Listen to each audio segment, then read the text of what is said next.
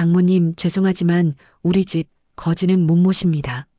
사위의 목소리는 차가웠습니다. 비에 젖은 제 어깨에서 물방울이 톡톡 떨어졌습니다. 현관문 틈새로 흘러나온 따뜻한 공기가 제 볼을 스쳤습니다. 민호야, 네가 나한테 이럴 수 있니? 제가 떨리는 목소리로 말하였습니다. 장모님 증명할 게 있으시면 내일 낮에 오세요. 지금은 곤란합니다. 저는 잠시 눈을 감았습니다. 낡은 청가방 속에서 철컥 아주 작은 금속 소리가 났습니다. 제 손끝이 만지고 있던 건 150억의 비밀을 여는 작은 열쇠였습니다. 현관 반대편에서 손녀의 맑은 목소리가 들렸습니다. 엄마, 바깥에 누가 울어요. 그때였습니다. 문이 닫히는 마지막 틈 사이로 사위의 말이 흘렀습니다.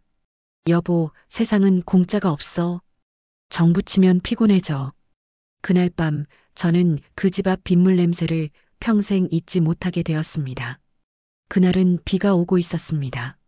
한여름을 지나 초가을로 향하던 서울의 밤이었습니다. 노란 가로등 아래 우산살이 빗방울을 눌러 꺾는 소리가 잔잔하게 들려왔습니다. 저는 검은색 헌 패딩에 남의 옷장에서 막 꺼낸 듯 헐렁한 바지를 입고 있었습니다. 신발은 밑창이 닳아 걷다 보면 바닥의 돌멩이가 그대로 느껴지곤 하였습니다. 제 이름은 윤정자 72이었습니다. 남편을 먼저 보내고 딸 하나를 키워냈습니다. 딸의 이름은 지연, 사위는 민우였습니다. 손녀 다은이는 오늘로 10살이었습니다. 초인종을 눌렀습니다. 띵! 문 안쪽에서 인기척이 일어났습니다. 저는 고개를 숙인 채 청가방의 끈을 꼭 쥐고 있었습니다. 그 가방 속에는 작고 무거운 금속 열쇠 하나, 붉은 고무줄로 묶인 낡은 봉투, 그리고 표면이 다른 노란 영수증이 들어 있었습니다. 문틈으로 밝은 현관등이 새어나왔습니다. 문이 열리자마자 맑은 샴푸 냄새와 바닥 청소 세제의 상큼한 향이 제 코끝을 스쳤습니다. 그 집의 생활은 깔끔하고 모양새가 있었고 제 발끝은 젖은 콘크리트 냄새를 끌고 서 있었습니다. 누구세요? 문 안쪽에서 사위 민호가 먼저 말하였습니다. 저는 모자를 벗었습니다. 희끗한 제 머리카락이 비에 눌려 이리저리 붙어 있었습니다. 민호야, 나야. 사위는 잠깐 멈칫하였습니다. 그 눈빛에 경계와 불편함, 계산이 섞여 있었습니다. 저는 그 눈빛을 오래전부터 알고 있었습니다. 장모님? 그래, 맞아, 나야. 어떻게 이 시간에 이런 차림으로. 그 말 끝에 왜라는 질문이 숨어 있었습니다. 저는 웃어 보였으나 제 입꼬리는 떨려 내려앉았습니다. 안쪽 거실에서 딸 지연의 목소리가 들려왔습니다. 여보, 누구야? 사위는 문을 절반쯤만 열고 몸으로 문틈을 막았습니다. 여보, 장모님이야. 잠시 공기가 굳었습니다.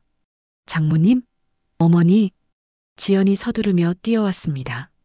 문틈 사이로 제 얼굴을 본 딸의 눈이 동그랗게 커졌습니다.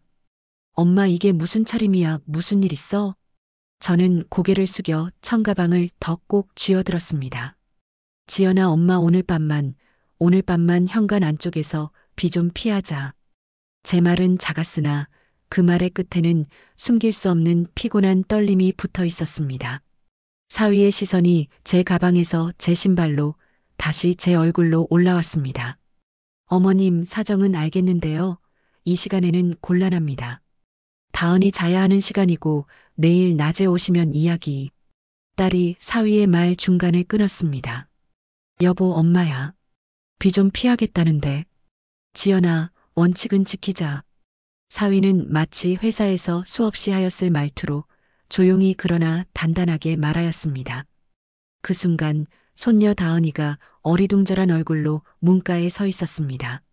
외할머니? 그 한마디가 제 가슴을 쥐어 흔들었습니다. 저는 괜찮다는 듯 웃어 보이려 했습니다. 다은아, 외할머니가 길 좀 잘못 들었어. 손녀의 작은 손이 제 손등으로 다가오다 사위의 시선에 멈칫하였습니다. 사위는 미간을 좁히고 고개를 좌우로 살짝 저었습니다. 다은아, 들어가. 감기 걸린다. 문틈의 빛이 조금씩 줄어들었습니다. 자석으로 달라붙듯 현관문은 매끈한 소리를 내며 하나의 선으로 닫혀갔습니다. 철컥 소리가 났습니다. 제 가방 속 작은 열쇠가 아주 잠깐 어둠 속에서 딸그락 울렸습니다. 저는 그 소리를 누구보다도 정확히 알고 있었습니다. 그건 비밀이 아직 잠겨 있다는 소리였습니다. 그 밤 저는 계단참에 앉았습니다. 젖은 패딩에서 물이 뚝뚝 떨어졌습니다. 발 아래 고인 물웅덩이에 가로등의 원이 흔들렸습니다. 제 가슴에서 오래된 숨이 하나 길게 나왔습니다. 그래, 아직은 때가 아니었어. 저는 스스로에게 그렇게 말하였습니다.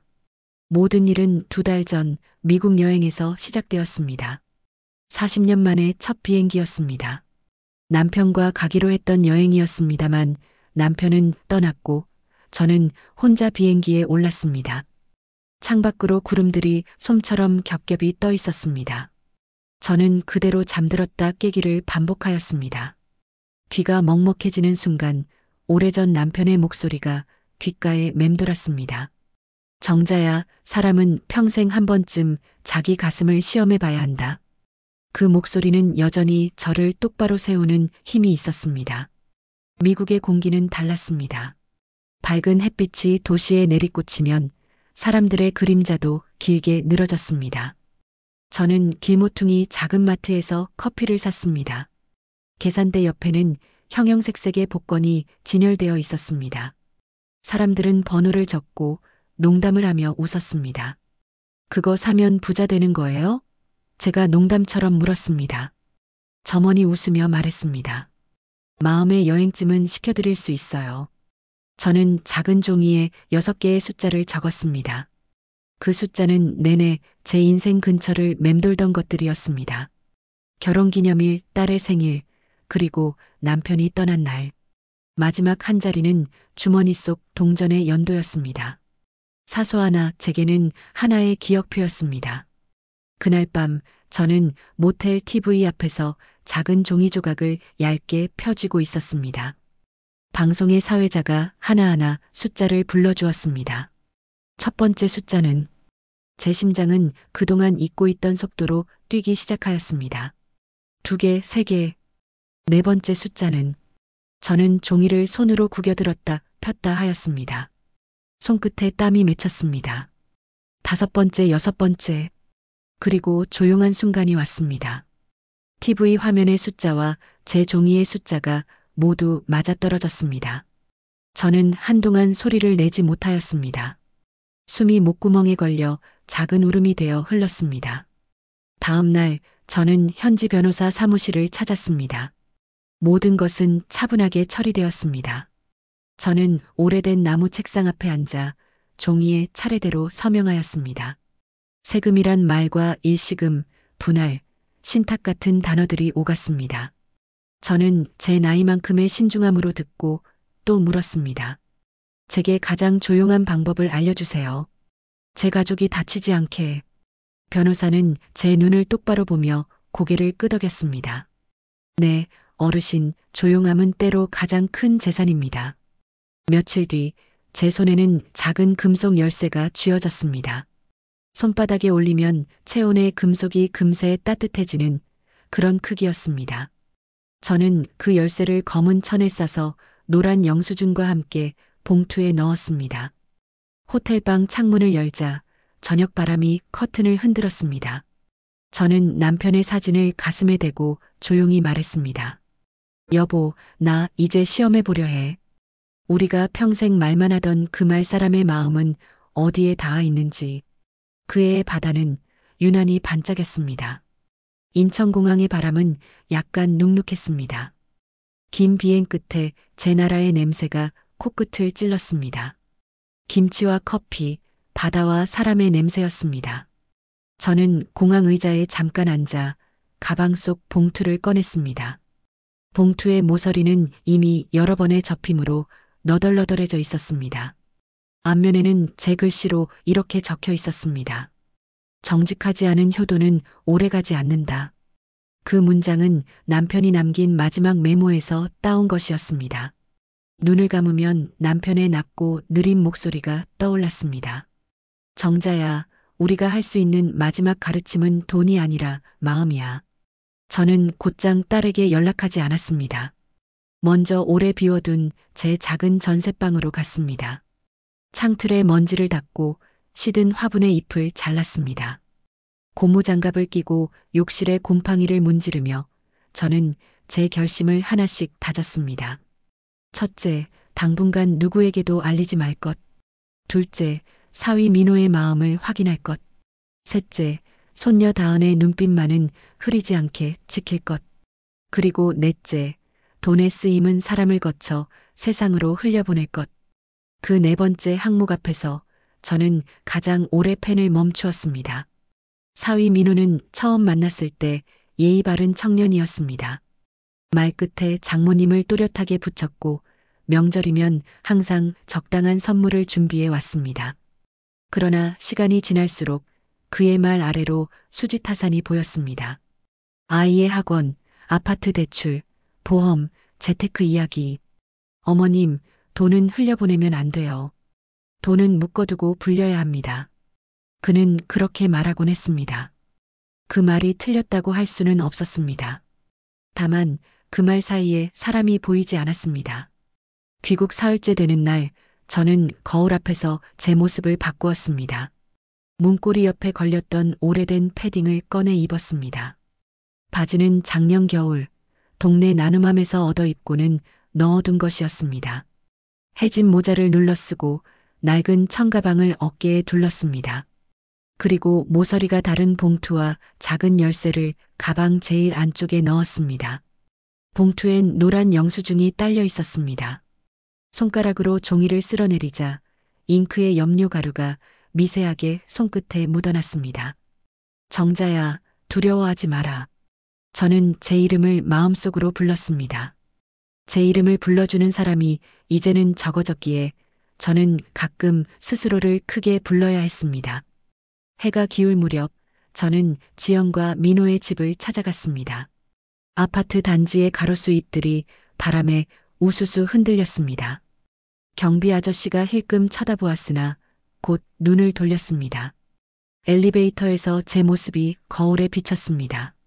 물기가 마른 신발 굽이 7층 버튼 아래에서 덜그럭거렸습니다.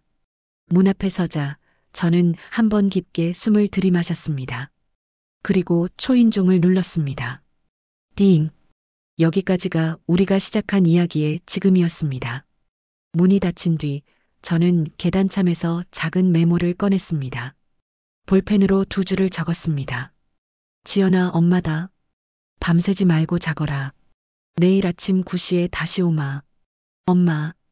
글씨는 흔들렸으나 마음은 그 어느 때보다 곧게 서 있었습니다. 계단참에서 내려오며 저는 우편함에 흘긴 눈길을 주었습니다. 그곳에는 각종 광고 전단지와 함께 작은 교회 헌금 봉투가 튀어나와 있었습니다. 저는 그 봉투 하나를 조심스레 빼내어 제 가방 안에 넣었습니다. 그리고 그 봉투를 다은에게 건넬 날을 떠올렸습니다. 봉투 봉인선 아래 저는 미리 작은 글씨로 써두었습니다. 사람을 먼저 기억하는 돈은 세상을 덜 아프게 합니다. 외할머니. 그 밤 저는 오래된 찜질방에 몸을 뉘었습니다. 수면실의 희미한 불빛 아래 사람들의 코 고는 소리가 겹겹이 들렸습니다. 저는 청가방을 가슴에 올려두고 눈을 감았습니다. 열쇠가 제 심장 박동에 맞춰 기척을 하였습니다. 딸그락. 여보, 나 잘하고 있지? 저는 아주 작은 목소리로 묻고 그대로 잠이 들었습니다. 아침 공기가 차갑게 서늘하였습니다. 저는 편의점에서 두부와 대파, 작은 멸치 봉지를 샀습니다. 손에 든 비닐봉지에서 파향이 은근하게 났습니다. 다시 초인종을 눌렀습니다. 띵. 이번엔 문이 조금 더 일찍 열렸습니다. 문틈 너머로 사위 민호의 피곤한 눈빛이 먼저 보였습니다. 장모님, 어제 메모 봤습니다. 저는 고개를 숙여 인사하였습니다. 미안하다. 불편을 주었지. 뒤에서 지연이 달려나왔습니다. 엄마, 어서 들어오세요. 씻고 따뜻한 밥부터 드세요. 민호가 한 박자 늦게 발을 옮겼습니다. 거실에 들어서자 바닥 난방의 온기가 발바닥에 퍼졌습니다. 싱크대 앞에서 저는 조심스럽게 국물을 끓였습니다. 손은 오랫동안 기억해온 동작대로 움직였습니다. 멸치를 살짝 볶았다가 물을 붓고 파를 사선으로 썰고 두부를 벼랑처럼 얇게 넣었습니다. 식탁 위에 김이 피어오르자 다은이가 의자에 올라타며 박수를 쳤습니다. 외할머니 국. 저는 웃음이 났습니다. 뜨거우니 조심해야지. 지연이 국을 떠놓고 숟가락을 건네며 조심스럽게 물었습니다. 엄마 미국은 어땠어요? 저는 잠깐 숟가락을 내려놓았습니다. 햇빛이 세고 바람이 넓더구나. 민호가 신문을 넘기던 손을 잠깐 멈추었습니다. 여행 경비는 괜찮으셨어요? 요즘 환율이 많이 올라서. 그 말은 단정했고 공손하였으되 계산기 소리가 배어 있었습니다. 저는 시선을 국물에 두었습니다. 파가 은은히 떠다녔습니다. 민호야, 사람은 가끔 넓은 바람을 맞아야 하더구나. 그 말에 민호는 어색하게 미소 지었습니다. 식사가 끝날 무렵 저는 작은 헌금 봉투 하나를 다은 앞에 밀어두었습니다. 이건 외할머니가 다은이한테 맡기는 거다. 오늘 학교 가며 마음이 움직이는데 작게 쓰거라. 사탕을 사도 좋고 친구에게 연필을 사줘도 좋다. 다만 돈이 누구를 향해 가는지 기억하거라. 다은은 눈을 동그랗게 뜨고 고개를 끄덕였습니다. 네. 민호의 얼굴에 짧은 경계가 스쳤습니다. 장모님, 요즘 세상에 아이에게 현금을. 지연이 부드럽게 말했습니다. 여보, 엄마의 뜻이 있잖아. 민호는 말끝을 삼켰습니다. 그날 오전 저는 욕실에서 빨래를 하였습니다. 소매를 걷어 세제를 풀고 패딩을 한참 문질렀습니다. 비누 물거품을 보며 마음이 차분해졌습니다. 문턱은 이렇게 넘는 것이지. 거창한 의식도 화려한 말도 없이 먼저 국물 한 그릇과 젖은 옷의 냄새부터. 그날 오후 민호는 퇴근을 핑계로 거실에 홀로 남았습니다. 저는 부엌에서 조용히 설거지를 하고 있었고 지연은 방에서 다은의 숙제를 봐주고 있었습니다. 제 청가방은 식탁 옆 의자에 놓여 있었습니다. 입구가 살짝 벌어져 있었고 그 틈 사이로 노란 영수증의 모서리가 조금 보였습니다. 민호의 시선이 그곳에 머물렀습니다. 그는 아무도 보지 않는 줄 알았지만 싱크대 위 유리 반사에 그의 손끝이 보였습니다. 조심스럽게 그러나 습관적인 능숙함으로 그는 종이를 빼냈습니다. 영수증에는 영문이 빼곡히 적혀 있었습니다. 상단엔 굵은 활자 CLAIM RECEIPT 날짜, 금액, 그리고 낯선 주 정부의 문장. 민호의 숨소리가 아주 미세하게 흔들렸습니다. 장모님, 이건? 그가 움켜쥔 종이를 들고 부엌으로 다가왔습니다. 저는 고개를 들었습니다. 물살이 손등을 타고 흘러내렸습니다. 아, 그건 오래된 기념 영수증이란다. 제 목소리는 너무도 담담했습니다. 미국에서 무슨 일을 하셨나요? 여행 중에 사람이 사람을 도우면 주는 기념표 같은 거였지. 제 말은 사실 거짓이었습니다. 그러나 아직 때가 아니었습니다. 민호의 눈에 욕망이라는 작은 불씨가 번졌습니다. 금액칸에 적힌 숫자들을 그는 놓치지 않았습니다. 처음에는 그 의미를 부정하려 애쓰는 듯 눈동자가 좌우로 움직였습니다. 뭐 이런 게 다 있어요. 기념 영수증이라 네, 그렇죠. 그럴 수 있죠. 그의 웃음은 가벼웠으나 속도가 빨랐습니다.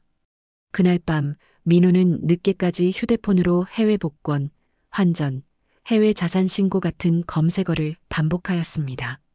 저는 방문 틈 사이로 새어나오는 휴대폰 불빛을 보며 눈을 감았습니다. 그래. 내 마음이 어디로 움직이는지 이젠 내가 봐야지. 작은 열쇠가 가슴께에서 딸그락거렸습니다. 이틀 뒤 저녁 민호는 식탁에 앉아 표를 그린 종이를 펼쳐 보였습니다. 장모님, 요즘 세금 제도가 많이 바뀌었습니다. 만약 장모님께서 해외에서 어쨌든 금액이 큰 무언가를 받으셨다면 절차를 정상으로 밟아야 해요. 제가 조금 도와드릴까요? 그의 말끝은 공손하였으나 종이 위에는 수치가 가득했습니다. 해외 자산 신고, 증여, 양도 세율. 민호야. 제가 천천히 불렀습니다. 사람이 무언가를 도울 때 먼저 눈을 맞춰야 하느니라. 숫자 전의 사람. 민호는 어색하게 웃었습니다. 그럼요, 장모님. 다 장모님을 위해서죠. 지연은 양쪽의 대화를 눈치로만 듣고 있었습니다. 마음은 엄마에게 가 있었고 생활은 남편에게 매여 있었습니다. 밤이 깊자 지연이 제 옆으로 와 앉았습니다. 엄마 미국에서 무슨 일이 있었어요? 저는 딸의 손등을 덮었습니다. 지연아, 엄마가 어느 날 너한테 빚을 질 수도 있다. 그때 너는 마음으로 갚아라. 돈으로는 갚지 않아도 된다. 지연의 눈가가 붉어졌습니다. 엄마, 난 엄마가 있어야 내가 숨을 쉬어. 저는 작은 미소를 지었습니다. 그 말이면 충분하였다. 그날 새벽 다은이가 잠에서 깨어 작은 봉투를 들고 왔습니다. 외할머니, 오늘 이 봉투로 친구 머리끈을 사줬어요. 기분이 좋았어요. 그래, 누구 눈을 보고 건넸니? 수진이 눈요. 고맙다고 했고 나도 좋다고 했어요. 저는 그 말을 들으며 봉투를 받아 빈속을 살폈습니다. 사람으로 향한 돈은 늘 가볍고도 단단했습니다. 마침내 때가 왔습니다. 저는 아침부터 정장을 꺼내 입었습니다. 검은 치마, 단정한 블라우스, 그리고 오래전 남편이 사주었던 작은 브로치를 달았습니다. 어머님, 어디 가세요? 민호가 묻자 저는 짧게 답하였습니다. 은행에. 민호의 눈동자에 번쩍하는 빛이 스쳤습니다. 제가 모셔다 드릴까요? 그러자꾸나. 우리는 시내의 한 시중은행 본점으로 향하였습니다. 안내 데스크에 제 이름을 전하자 직원의 표정이 단정하게 변하였습니다. 윤정자 고객님, 대기실로 안내드리겠습니다. 민호가 그 모습을 흡수하듯 빠르게 후쳤습니다. 우리는 개인금고실 앞에 섰습니다. 직원이 말했습니다. 고객님 명의의 세이프티박스 이용 내역 확인되었습니다. 신분증과 함께 보조 열쇠를 부탁드립니다. 저는 작은 금속 열쇠를 꺼내 내밀었습니다. 찰칵. 금고 문이 열리는 소리가 심장 박동처럼 들렸습니다. 직원이 자리를 비키자 작은 방에 저와 민호만 남았습니다. 서랍 모양의 금고가 앞으로 나오고 그 안에는 검은 봉투 2개가 단정히 놓여 있었습니다. 하나는 미국 변호사 사무실의 공증 서류 묶음, 다른 하나는 신탁 설정서와 배분 계획서였습니다. 표지에는 이렇게 쓰여 있었습니다. 윤정자 신탁 총액 150억 원 상당. 국내외 혼합 운용. 1차 집행 조건 다은 장학기금 설립 30억 노인 무료급식소 3년 운영 20억. 지연 재기자금집 수리 채무정리 지원 10억. 단계 집행 민호 참여. 조건부 사회공헌 프로젝트 심사 후 10억 한도 잔여금은 무명인 의료비 적립금으로 순환 운용. 민호의 입술이 말라 하얗게 질렸습니다. 장모님 이게. 저는 조용히 그를 보았습니다. 민호야, 넌 늘 말했지. 돈은 묶어두고 불려야 한다고. 맞다. 다만 어디에서 누구 곁에서 불릴지 먼저 정해야 한다. 민호는 가볍게 손을 떨었습니다. 저도 넣어주세요. 저도 할 수 있어요. 사회공헌 프로젝트 제가 설계하겠습니다. 그 말 끝에 욕망과 두려움이 섞여 있었습니다. 저는 고개를 끄덕였습니다. 그래. 다만 조건이 있다. 조건? 사람을 먼저. 다은의 장학기금부터 함께 시작하마. 내 이름은 맨 마지막에 가장 작게 들어가리라. 내가 그걸 기꺼이 받아들이면 내가 말한 그 정상도 함께 보여주마. 민호는 한동안 말을 잇지 못하였습니다. 네. 그의 목소리는 작았으나 전과 달리 무게가 있었습니다.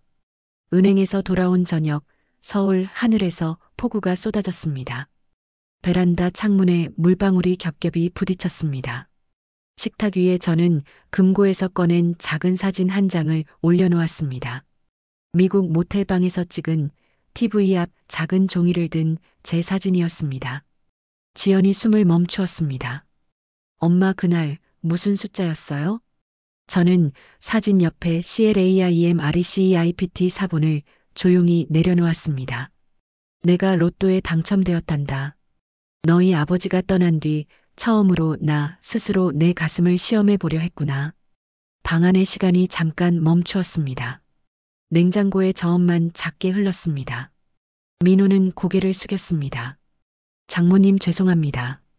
제가 그 영수증을 먼저 본 날 마음이 흔들렸습니다. 숫자밖에 안 보였어요. 그런데 오늘 금고에서 그 배분 계획을 보고 알았습니다. 돈이 흐르는 길을 어떻게 정하셨는지. 그는 깊게 고개를 숙였습니다. 정말 배우겠습니다. 지연은 눈물을 닦았습니다. 엄마, 왜 숨겼어요? 숨긴 게 아니었다. 때를 기다린 것이었다. 너희에게 시험지를 먼저 건네고 싶었다. 다은이의 눈이 반짝였습니다. 외할머니, 시험이면 저도 합격했나요? 저는 손녀를 꼭 안았습니다. 넌 이미 만점이지. 일주일 뒤 우리는 동네의 작은 경로당과 파트너가 되어 무료급식소 준비를 시작하였습니다. 커다란 들통, 긴 국자, 스테인리스 식판이 들어왔습니다. 민호는 계산기에 능숙한 손으로 물류와 동선을 설계했습니다. 이 경로는 낭비가 많습니다. 배치 바꾸겠습니다. 그의 말투는 여전했으나 그 방향이 달라져 있었습니다.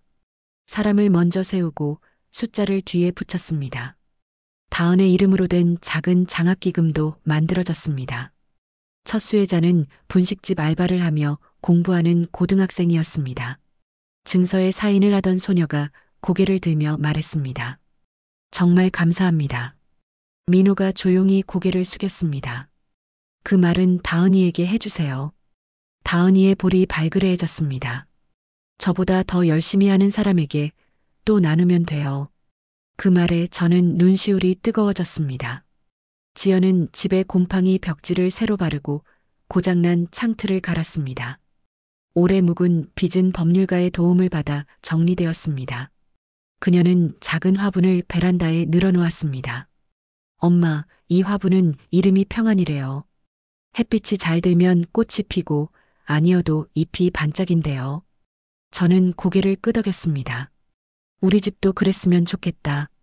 그때 민호가 주방으로 와서 식탁에 숟가락 하나를 조심스럽게 올려놓았습니다. 장모님, 이 숟가락에는 이름을 새기지 않겠습니다. 누구나 쓸 수 있게 이름 없는 숟가락. 저는 그 숟가락을 손끝으로 어루만졌습니다.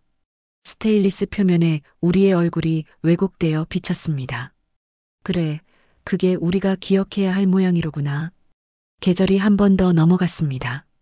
나뭇잎이 빛을 바꾸는 소리가 들릴 만큼 조용한 오후, 저는 작은 편지 하나를 썼습니다. 지연아, 민호야, 다은아. 사람의 마음은 돈보다 먼저 다를 수 있단다. 그래서 우리는 가끔 국물 한 그릇으로 마음을 덮어야 한다. 열쇠는 상자도 열지만 사람의 손도 열어준다. 우리가 가진 건 150억이 아니고 서로를 부를 이름이다. 엄마, 장모, 외할머니, 윤정자. 편지를 봉투에 넣고 저는 작은 금속 열쇠를 그 옆에 놓았습니다. 이젠 그 소리가 더 이상 비밀의 딸그락이 아니었습니다. 그건 함께 사는 생활의 소리, 식탁에 숟가락이 놓이는 소리와 닮아 있었습니다. 그날 밤 우리는 다시 식탁에 앉았습니다. 대단한 음식은 없었습니다. 계절이 바뀐 된장국과 무나물, 계란찜이 전부였습니다. 다은이의 웃음, 지연의 따뜻한 한숨, 민호의 낮아진 목소리가 식탁 위로 놓인 이름 없는 숟가락에 반사되어 반짝였습니다. 저는 조용히 중얼거렸습니다. 여보, 나 시험을 통과했나 보오. 창밖에서 바람이 평안이라는 이름으로 지나갔습니다. 시청해 주셔서 감사합니다. 오늘 이야기에서 마음에 남은 한 문장이 있다면 좋아요와 구독 부탁드립니다. 여러분의 한 번의 클릭이 다음 이야기의 따뜻한 국물 한 그릇이 됩니다. 다음 영상에서 또 만나 뵙겠습니다. 감사합니다.